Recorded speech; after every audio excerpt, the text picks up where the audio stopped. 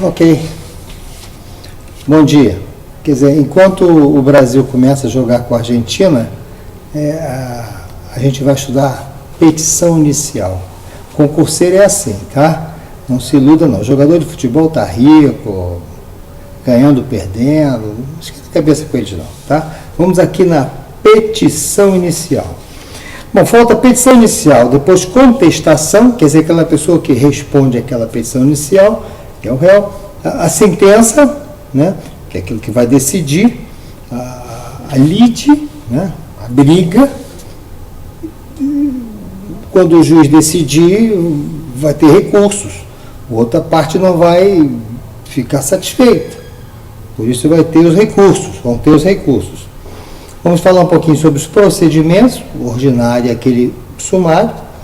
Vamos falar sobre a execução, porque nem todo mundo que ganha leva, né? Ganhei na justiça, mas não levei, porque tem que executar. Nem sempre se executa de forma correta. Às vezes se executa e o cara não tem como pagar, né? Aliás, a sentença nunca foi uma coisa muito inteligente. Você pensar bem, tem sentenças que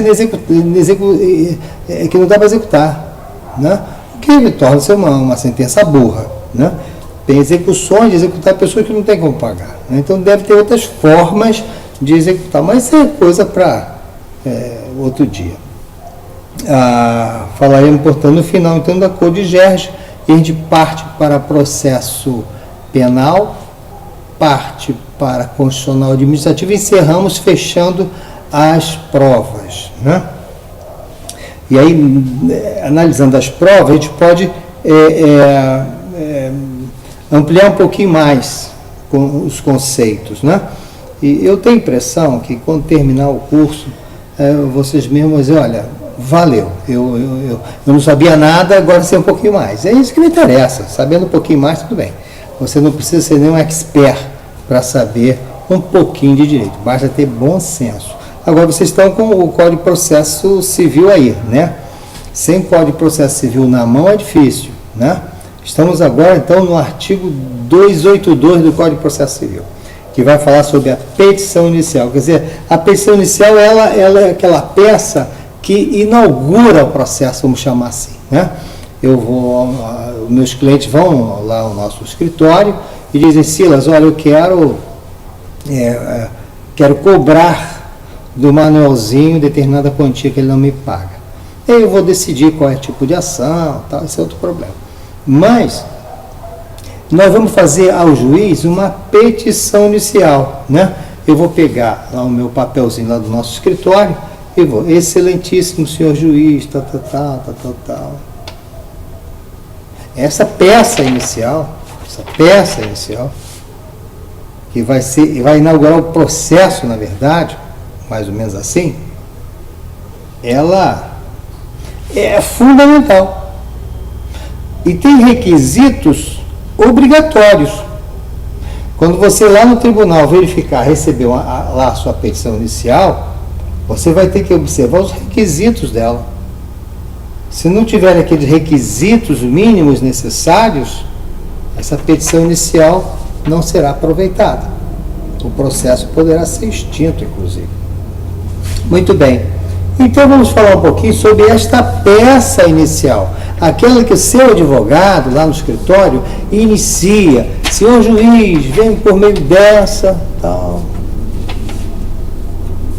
A petição inicial, ela está no artigo 282, falei, né?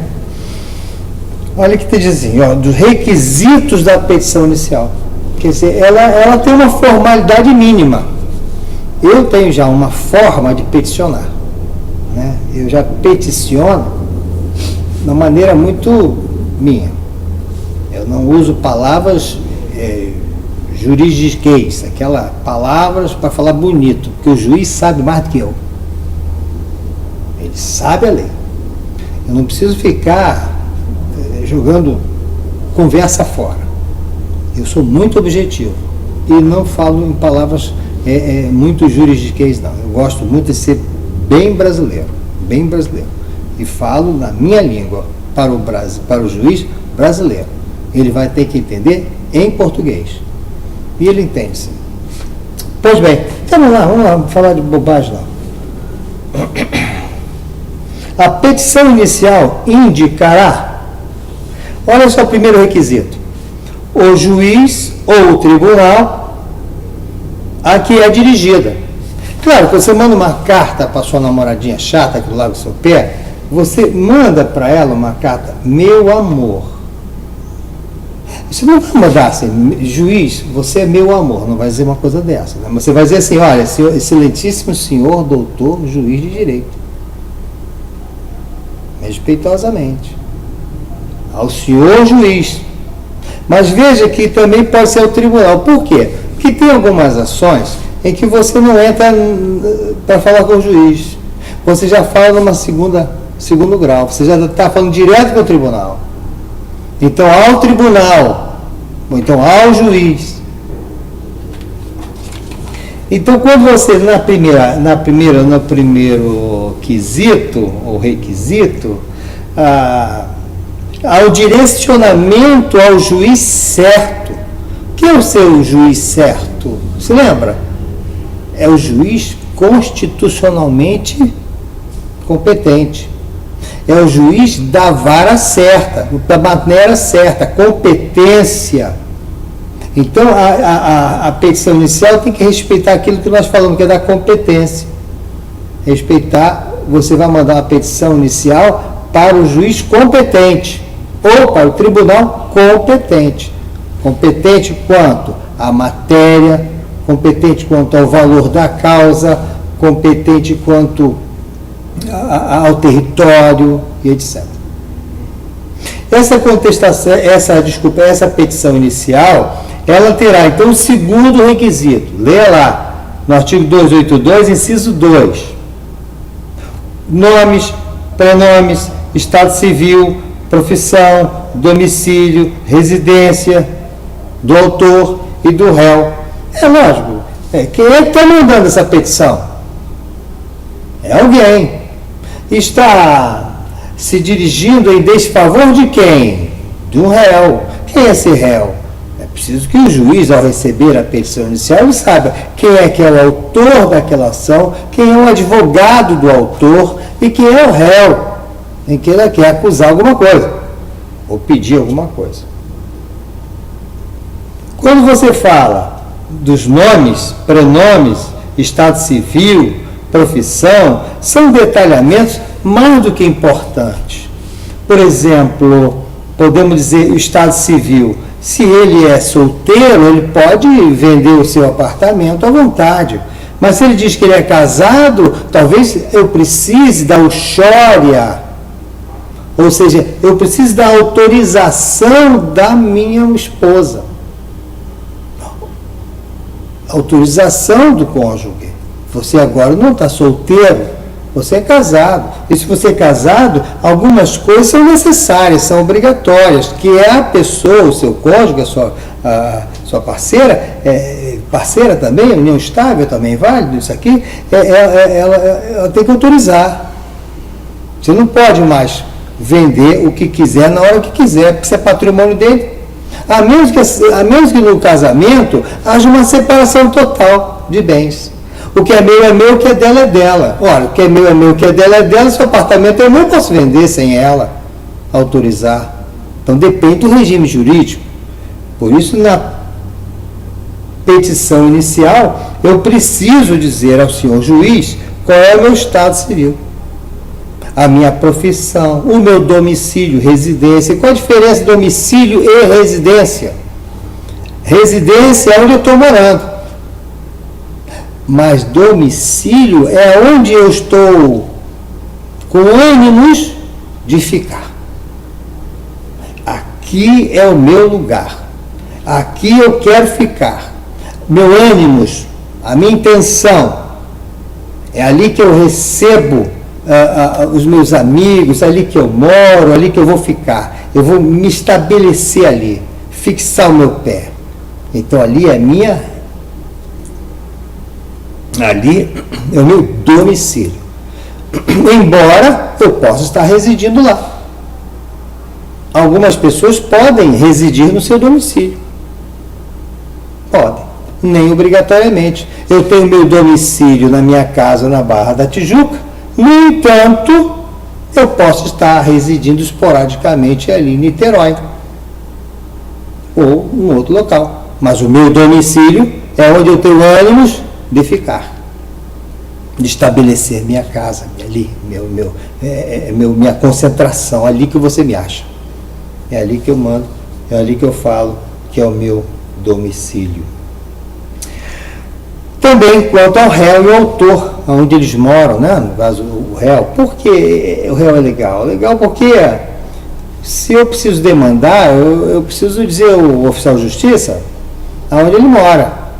O juiz tem que saber, até porque se ele souber que ele mora no Japão, o juiz, não cabe a mim.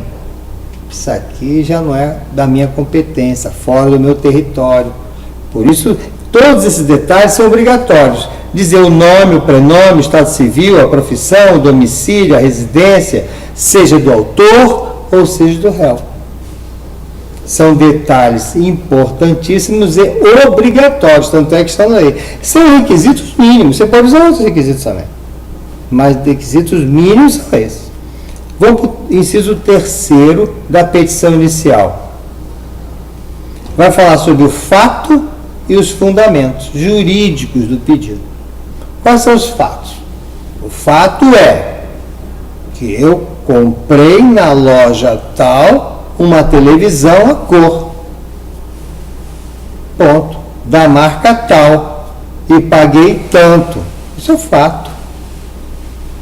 E os fundamentos? Os fundamentos são circunstâncias jurídicas que isso foi envolvido no sentido de dizer, se o juiz, no entanto, ele não pagou, mas a lei diz que tem que pagar.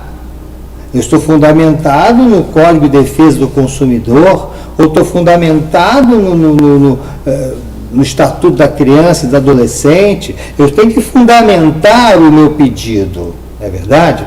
Eu tenho que dizer baseado em que esses fatos têm interesse jurídico.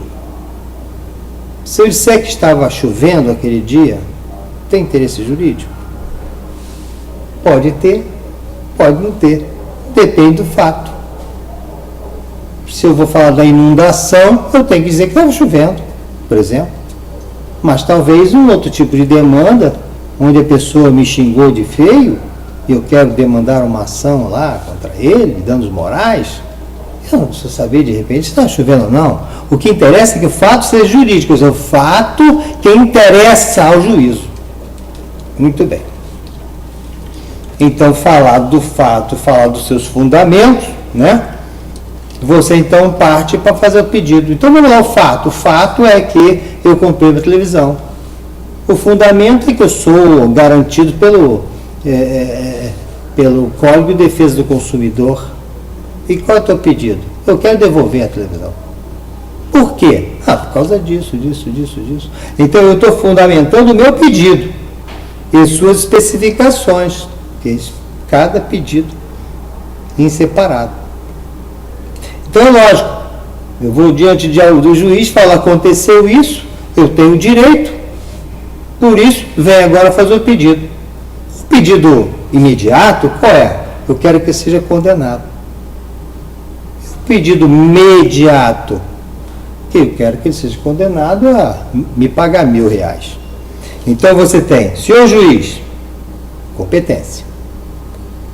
Eu venho com o meu advogado, propor uma ação de cobranças. Em face de quem? Em face do Joaquim, que mora em tal local. Por quê? Porque eu comprei a televisão. Ou eu vendi uma televisão para ele. E aí? Ele não me pagou. Fundamente isso. Bem, mas dizem as leis que tem que pagar.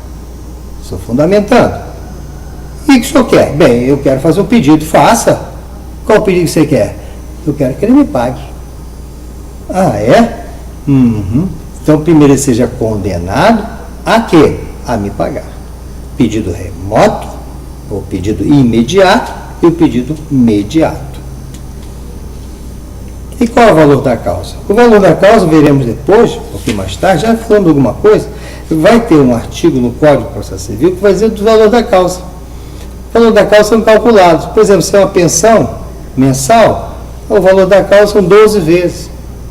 Se é o dano, é o tamanho do dano, o valor da causa. Então, toda causa tem um valor. Se não der o valor, não se pode definir, às vezes, a competência, pode ser para juizado especial, ou não. Por isso, veja como a petição inicial é uma peça que tem bom senso, né? Senhor juiz, o senhor tribunal competente, eu, autor, número tal, registro tal, CPF, identidade, torcedor do Vasco da Gama, não sei o quê, papapá. Eu e meu advogado, doutor fulano e tal, tarará, tem escritório em tal local, e é lá que ele recebe as intimações e as notificações. Viemos aqui, diante do senhor, fazer em face do seu Manelzinho, uma ação de cobrança. Por quê? Porque eu vendi para ele uma televisão e ele não me pagou. E o direito me garante. Fundamentei. Em função disso, eu venho pedir o quê? Que ele seja condenado. Condenado a quê? A me pagar o que me deve. E qual o valor da causa? Aquilo que ele me deve. E, finalmente, a gente vai dizer o quê? Vamos trazer as provas. As provas com que o autor pretende demonstrar a verdade dos fatos alegados. É claro. Porque não basta dizer para o juiz competente de que ele me vendeu uma televisão, ou eu, sei lá, eu paguei e ele não me deu televisão, não basta isso, eu tenho que provar. Notas fiscais, com documentos, com certidões, com fotografias, com testemunhas, com vídeos, enfim, uma infinidade de meios lícitos para provar. E a lei me garante que toda e qualquer prova, todo e qualquer meio de prova, são lícitos dentro da lei. Existe uma limitação das provas. Provas são aqueles instrumentos que você usa para garantir ao juízo de que o que você alega é verdade. Prova é fundamental. Como é que o juiz vai acreditar que o cara não me pagou? Se eu não provar. Às vezes, há uma inversão do ônus da prova. Ou seja, eu não tenho como provar, seu juiz. Como é que eu vou provar isso? É muito difícil de provar. Então eu peço ao seu juiz que inverta o ônus da prova. É ele que alegue, ele que prove que eu estou falando mentira. Eu não posso provar a verdade, porque é muito difícil. Então, seu juiz, inverte esse ônus. Manda ele provar. O juiz pode fazer isso. Chama-se inversão do ônus da prova. E aí, então, a gente encerra a petição inicial fazendo o requerimento. Que requerimento que é? Que o réu seja citado, não é intimado, seja citado. Ou seja, o juiz vai lá dar um susto no cara, diz assim, cite fulano. Quando eu recebi, estou citado. O que aconteceu? O Silas está me processando, não sabia. Então a citação é fundamental, porque se não houver a citação, se o réu não tomou conhecimento, como é que pode se formar um processo? Nada, eu falei mal do cara, o juiz mandou nem citou de maneira errada, o oficial de justiça não acertou a casa do cara, não foi, o edital não foi feito. Olha, como é que o cara está sabendo? O cara está na casa dele, batendo papo com os amigos, vendo lá o jogo do Vasco, não está nem sabendo nada. Está tranquilo. Então a citação ela só vai acontecer se você pedir ao juiz que cite. Se você não pedir ele que cite, ele não quer, ele me contou uma história aqui, mas não quer que o réu participe de nada. Então deixa ele quietinho, também tem processo, não extingue isso sem qualquer julgamento do mérito. Repetindo então, vão abrir lá no artigo 282 do Código de Processo Civil, vão ler lá os requisitos da petição inicial e isso é mais ou menos aquilo que você precisa saber sobre petição inicial para nível médio. E de quem não sabe, direito. Ok? Muito bem. Vou tomar um café.